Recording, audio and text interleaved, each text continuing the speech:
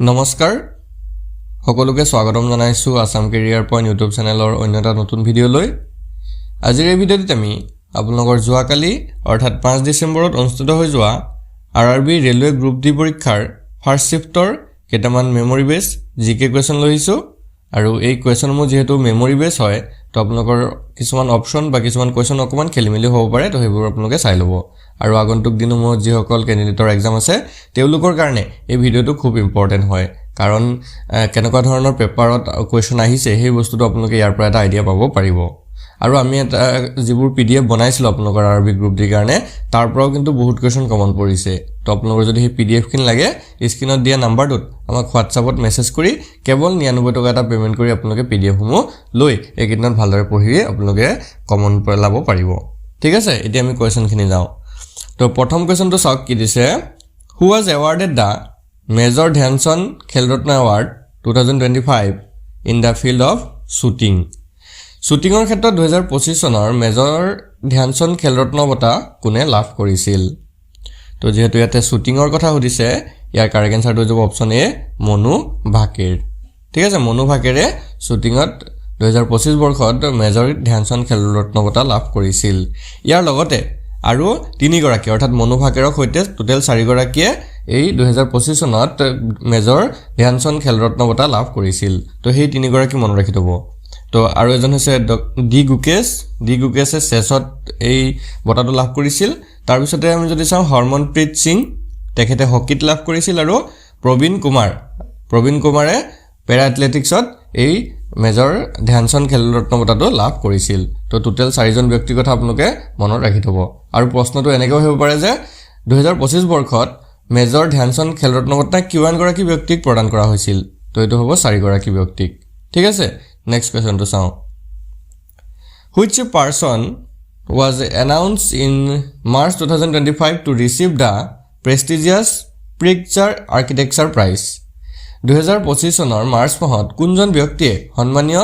প্ৰিটজাৰ architecture বঁটা লাভ কৰাৰ কথা ঘোষণা কৰা হৈছিল তো এটো ৰিপিটেড কোৱেশ্চন হয় এটো আগৰ এটা শিফটতো আহিছিল ঠিক আছে হয়তো নৱেম্বৰৰ 29 নে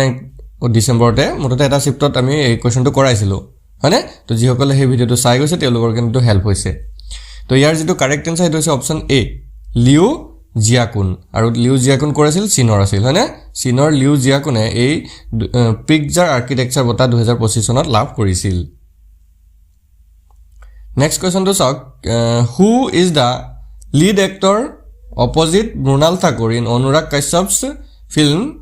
ডেকয়েট অনুৰাগ কাশ্যপৰ ছবি ডেকয়েটত মৃণাল ঠাকুৰৰ বিপৰীতে মুখ্য অভিনেতা কোন আছিল মেইন এক্টৰজনৰ কথা সুধিছে তো ইয়াৰ যেটো কাৰেক্ট আনসাৰ হেতু হৈছে অপচন এ আদিবি শেষ ঠিক আছে আদিবি শেষ আছিল মেইন এক্টৰজন আৰু এই সিনেমাখনৰ যিখন ডেকয়েট সিনেমা আছিল এই সিনেমাখনৰ জন ডাইৰেক্টৰটো আছিল শেনিল দেৱ নেক্সট কোৱেশ্চন to চাওক which of the following helps to prevent the transmission of HIV তলৰ কোনটোৱে HIV সংক্ৰমণৰ ৰোধ কৰাত সহায় কৰে HIV ৰ মিনিংটো হৈছে হিউম্যান ইমিউনো ভাইৰাছ তো এই ভাইৰাছটো ৰোধ কৰাত তলৰ কোনটোৱে সহায় কৰে অপচন বোৰ দিছিল এনে ধৰণে তো ইয়াৰ যেটো কাৰেক্ট আনসাৰ সেইটো হৈছে option A use of condom next question to চাওক the Laureus Lifetime Achievement Award 2025 was awarded to whom 2025 চনৰ Laureus Lifetime Achievement বঁটা কাক প্ৰদান কৰা হৈছিল তো ইয়াৰ যেটো কাৰেক্ট আনসাৰ হেতু হৈছে অপচন এ কেলি স্লেটাৰক প্ৰদান কৰা হৈছিল আৰু কেলি স্লেটাৰ কিহৰ কাৰণে ফেমাস হয় বা এই বঁটাটো কিয় দিয়া হৈছিল হেতু মনত ৰাখিব তেওঁ 11 বাৰ বিশ্ব সাৰ্ফিং চেম্পিয়ন আছিল সেই কাৰণে তেওঁক এই বঁটাটো দিয়া হৈছিল নেক্সট কোৱেশ্চন to চাওক which of the following organization in India developed the world's highest resolution weather forecasting model in May 2025 ভাৰতৰ তলৰ কোনটো সংস্থাই 2025 চনৰ মে মাহত বিশ্বৰ সৰ্বোচ্চ ৰিজলিউচনৰ বতৰ পূৰ্বাভাসৰ আৰ্হি প্ৰস্তুত কৰিছিল তো ইয়াৰ যেটো কাৰেক্ট আনসাৰ হৈছে option A Indian Institute of Tropical Meteorology ঠিক আছে এই সংস্থাটোৱে এটো আৱিষ্কাৰ কৰিছিল নেক্সট কোৱেশ্চন to চাওক how many medals did India win in total at the 2025 Asian Athletics Championship 2025 চনৰ এছিয়ান এথলেটিক্স চেম্পিয়নশ্বিপত ভাৰতে মুঠ কিমান পদক লাভ কৰিছিল এই কোৱেশ্চনটো মই আপোনালোকক ৰিপিট কৰাই দিছিলো ইয়াৰ আগৰ এক্সাম হৈছিল 4 ডিসেম্বৰ তাৰিখে এই কোৱেশ্চনটো আহিছিল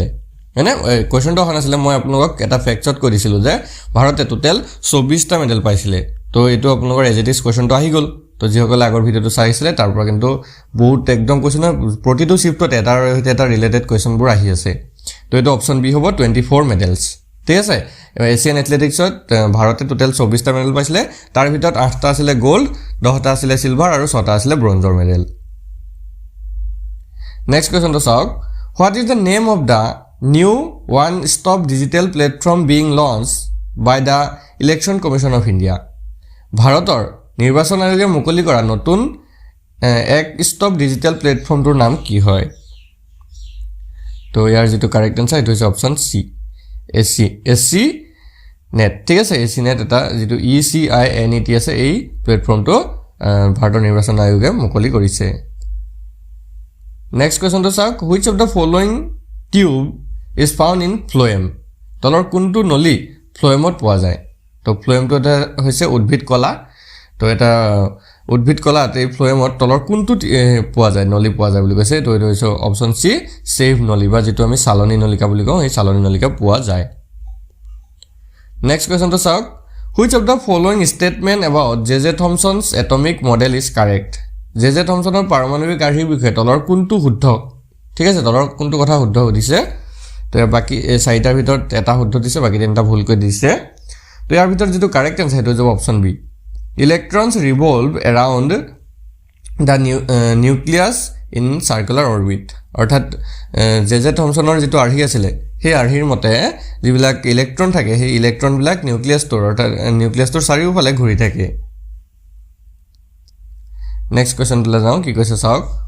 which of the following is not a function of the Golgi apparatus তলৰ কোনটো গোলগি যন্ত্ৰৰ কাৰ্য নহয় তো ইয়াৰে যেটো কাৰেক্ট আনসাৰ হৈছে option D breaking simple sugar into complex sugar তো এটো গোলগি যন্ত্ৰ বা গোলগি সংঘৰ কাৰ্য নহয় নেক্সট কোৱেশ্চনটো চাওক which of the following is not an example of Newton's third law of motion তলৰ কোনটো নিউটনৰ গতিৰ তৃতীয় নিয়মৰ উদাহৰণ নহয় ঠিক আছে কোনটো নহয় হৰিছে তো ইয়াৰ যেটো কাৰেক্ট আনসাৰ হৈছে option D falling of fruits when a tree is shaken কি কৈছে যে যেতিয়া গছ এজোপা হিলাই দিয়া হয় বা লৰাই দিয়া হয় তেতিয়া তাৰ পৰা যে ফলটো পৰি যায় মানে তো হেতু নিউটনৰ তৃতীয় গতিৰ তৃতীয় নিয়মৰ উদাহৰণ নহয় নেক্সট কোৱেশ্চনটো চাওক কি কৈছে which area has been declared as India's 107th national park কোনটো অঞ্চলক ভাৰতৰ 107 নং ৰাষ্ট্ৰীয় উদ্যান হিচাপে ঘোষণা কৰা হৈছে তো ইয়াৰ যেটো কাৰেক্ট আনসাৰ হেটো যাব অপচন এ সিমলিপাল নেশনেল পাৰ্ক আৰু এই যিখন ৰাষ্ট্ৰীয় উদ্যান এখন ওড়িশাত আছে নেক্সট কোৱেশ্চনটো চাওক which of the following was the venue for ICON 2025 held on 25 to 27 June 2025 2025 চনৰ 25 পৰা 27 জুনত অনুষ্ঠিত হোৱা আইকন 2025 ৰ স্থান তলৰ কোনটো আছিল তো ইয়াৰ যেটো কাৰেক্ট আনসাৰ হেটো হৈছে option a wild life Institute of India Dehradun যেটো শৰ্ট ফৰ্মত WII বুলি কোৱা হয় ঠিক আছে তো এই Wildlife Institute of India দেহৰাদুনতে এই ইভেন্টটো অনুষ্ঠিত হৈছিল নেক্সট কোৱেশ্চনটো চাওক which of the following properties of carbon is incorrect কাৰ্বনৰ তলৰ কোনটো ধৰ্ম ভুল হয় ঠিক আছে এটা ভুলকে এটা ধৰ্ম দি থৈছে এটো বাছিব গৈছিলে তো এটো আছিল option A it forms ionic bonds অৰ্থাৎ এই কাৰ্বনে আয়নিক bonds অৰ্থাৎ আয়নিক বান্ধনী গঠন কৰে বুলি কৈছিলে কিন্তু এটো এটা ভুল স্টেটমেন্ট হয় কাৰ্বনে কেতিয়াও আয়নিক বন্ধনী গঠন নকৰে কাৰ্বনে সদায় যেটো কোভেলেন্ট বন্ড হেতু কোভেলেন্ট বন্ড হেতু গঠন কৰে নেক্সট কোৱেশ্চনটো চাওক in which of the following industries is caustic soda NaOH used তলৰ কোনটো উদ্যোগত caustic soda NaOH ব্যৱহাৰ কৰা হয় ঠিক আছে caustic soda ৰাসায়নিক ফৰ্মুলাটো ইয়াত দি থৈছে তো এটো কোনটো ইন্ডাষ্ট্ৰিত ব্যৱহাৰ কৰা হয় হদিছে ইয়াৰ যেটো কাৰেক্ট আনসাৰ হেটো হৈছে অপচন এ পেপাৰ ইন্ডাষ্ট্ৰি অৰ্থাৎ যেটো কাগজ কল থাকে বা কাগজৰ উদ্যোগ থাকে হেবিলাকত কষ্টিক সোডা ব্যৱহাৰ কৰা হয় নেক্সট কোৱেশ্চনটো চাওক if a force of 10 newton acts on an object and it's displaced by 5 meter what is the work done যদি কোনো বস্তুৰ ওপৰত 10 নিউটন বলৰ ক্ৰিয়া কৰে আৰু ইয়াক 5 মিটাৰ স্থানান্তৰিত কৰা হয় তেন্তে কি কাম কৰা হ'ব ঠিক আছে work done টো কিমান হ'ব এতিয়া এটো এটা নিউমেৰিকেলৰ কোৱেশ্চন হয় আৰু আমি এটো ফৰ্মুলাটো জানিব লাগিব তো সায়েন্সৰ এইবিলাক সৰু ফৰ্মুলা বিলাক আমি মনত ৰাখিব লাগিব কাৰণ প্ৰতিটো শিফটতে আমাৰ সায়েন্সৰ পৰা এনে ধৰণৰ মেথছৰ কোৱেশ্চন বিলাক আহিছে সো ইয়াতে যদি আমি চাও কি কৈছে আমাক কাম কিমান হ'ব সুধিছে হয়নে work done কিমান হ'ব এটা আমি জানো w f into s হয়নে এইবিলাক আমি শিকি আহিছো f মানে হৈছে ফোর্স আৰু s মানে হৈছে ডিসপ্লেসমেন্ট তো ইয়াতে f মানে হৈছে 10 আৰু ডিসপ্লেসমেন্ট কিমান আছিল 5 মিটাৰ তো 10 5 পূৰণ কৰিলে কিমান হ'ব 50 আৰু ওয়াৰ্কৰ যেটো SI ইউনিট বা একক হেতু হৈছে জুল তো 50 জুল হৈ যাব আমাৰ কাৰেক্ট আনসাৰ অপশন সি তো হ'ব ইয়াতে শুদ্ধ উত্তৰ নেক্সট কোৱেশ্চন তো চাওক why is nitrogen gas filled in chips packet চিপছৰ পেকেটত নাইট্ৰজেন গেছ কিয় ভৰোৱা হয় তো আমি সকলোৱে চিপছ খাইছো আৰু চিপছৰ পেকেটত নাইট্ৰজেন গেছ যে থাকে হেতু কিহৰ কাৰণে ভৰোৱা হয় আসলতে সো এটো হৈ যাব option A to prevent oxidation অৰ্থাৎ জাৰণ কমাবলৈ মানে জাৰণ নহবলৈ আসলতে এই নাইট্ৰজেন গেছটো চিপছৰ পেকেটত ভৰোৱা হয় তো বন্ধুসকল আজি ভিডিওত আমি এইখিনি কোৱেশ্চনে চালো এইখিনি কোৱেশ্চনে আমি কালেক্ট কৰিব পাৰিছো তো আগৰ নেক্সট শিফটৰ মুহত কেনে ধৰণৰ কোৱেশ্চন আহে হেবিলাকো আমি দি থাকিম তো আপোনালোকে চেনেলটো সাবস্ক্ৰাইব কৰি লব আৰু কাষত থকা বেল আইকনটো দবাই দিব আৰু যদি আপোনালোকৰ মোষ্ট ইম্পৰ্টেন্ট কমন কোৱেশ্চনৰ PDF বোৰ লাগে তেতিয়া হলে আমাক মেছেজ কৰিব এটো আমাৰ নম্বৰ হয় 8133840965 এই নম্বৰটোত মেছেজ কৰি কেৱল 99 টকা এটা পেমেন্ট কৰিলে আমি আপোনালোকক অল সাবজেক্টৰ PDF সেন্ড কৰি দিম ধন্যবাদ